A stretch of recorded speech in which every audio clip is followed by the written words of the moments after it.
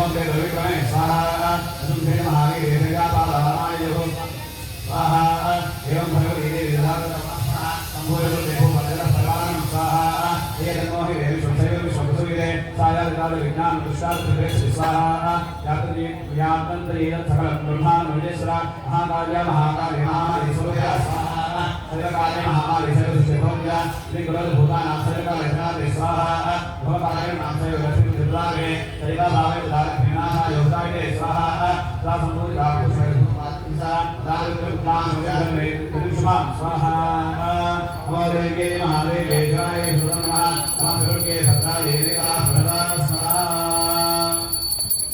सर्व मंगल मांगल्ये शिवे सर्वार्थसाधके शरण्ये त्र्यंबके नारायण नमोस्तुते ओम ह्रीं ह्रीं शूद्रचूरी दुर्गायै विद्ये सांगायै सायुधायै स्वाहायै भक्तिगायै परिवारायै सर्वमंगलविग्रहायै बालामन्त्राधिष्ठात्यै बालाजलसुन्दर्यै महाधरस्वत्यै भूमिवरदं कुमारप्रभुश्रयभद्रं सभ्रं श्रीमहाबलिं समर्पयामि नमः स्वाहा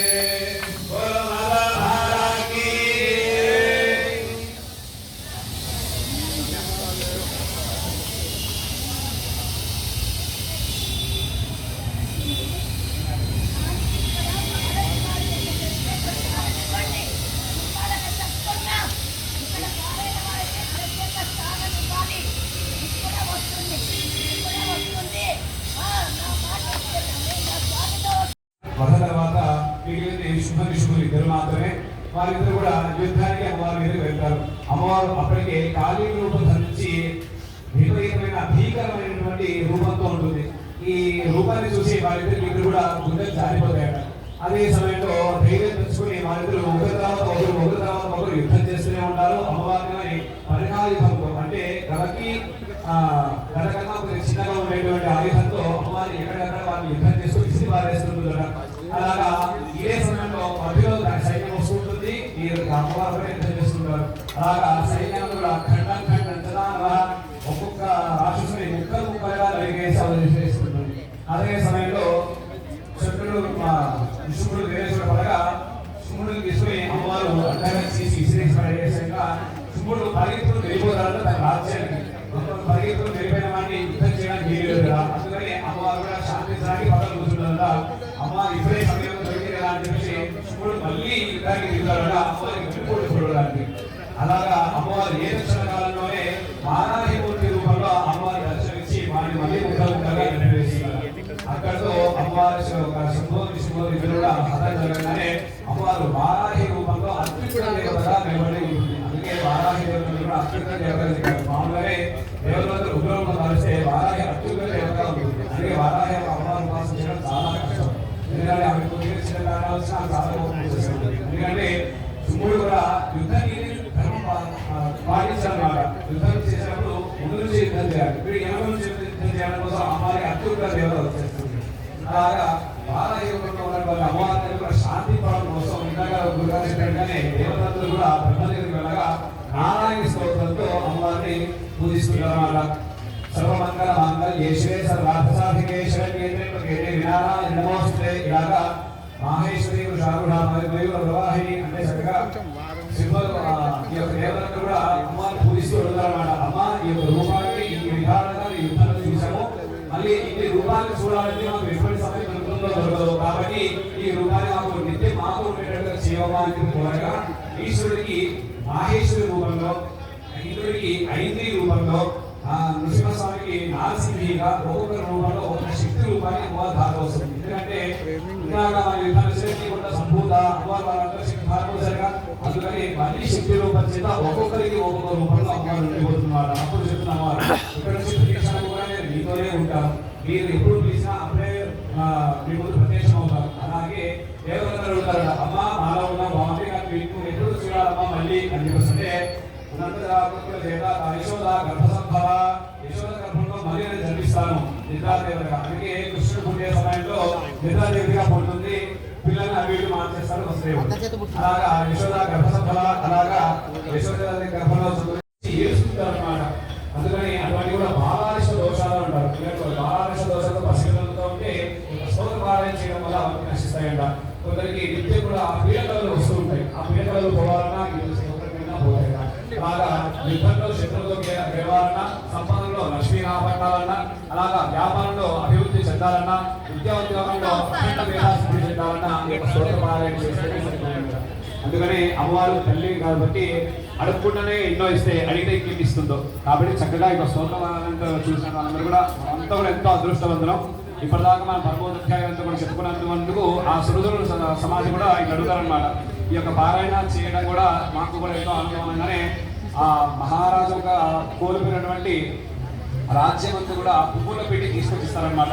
ఈ రాజ్యాన్ని మేము చూడలేము, మీరు చూసినంతగా ఇంకా మేము చూడలేకపోతున్నాం, మీరు ఏం చేసినా కానీ ఏదో ఒక లోపం కనిపిస్తూనే ఉంది.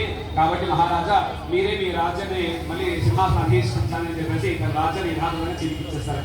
అలాగే తన భార్యబిడ్డలు కూడా చేసినటువంటి తప్పులు కూడా తెలుసుకుని నాన్న ఈ రోజు నుంచి కూడా ఈ బరువు బాధ్యతలన్నీ కూడా మీరే తీసుకుంటారని చెప్పేసి తల్లి కొడుకు కూడా ఇద్దరు కూడా వచ్చేసి ఆ సమాధి కూడా తనకు ఉన్నటువంటి ధర్మస్థానాన్ని కలిగిస్తారనమాట. అంటే ఎటువంటి యుద్ధం చేయకుండా రాజ్యం లభించింది, ఎటువంటి వాదోపవాదాలు చేయకుండానే తన కుటుంబం తనకు కలిసి వచ్చింది.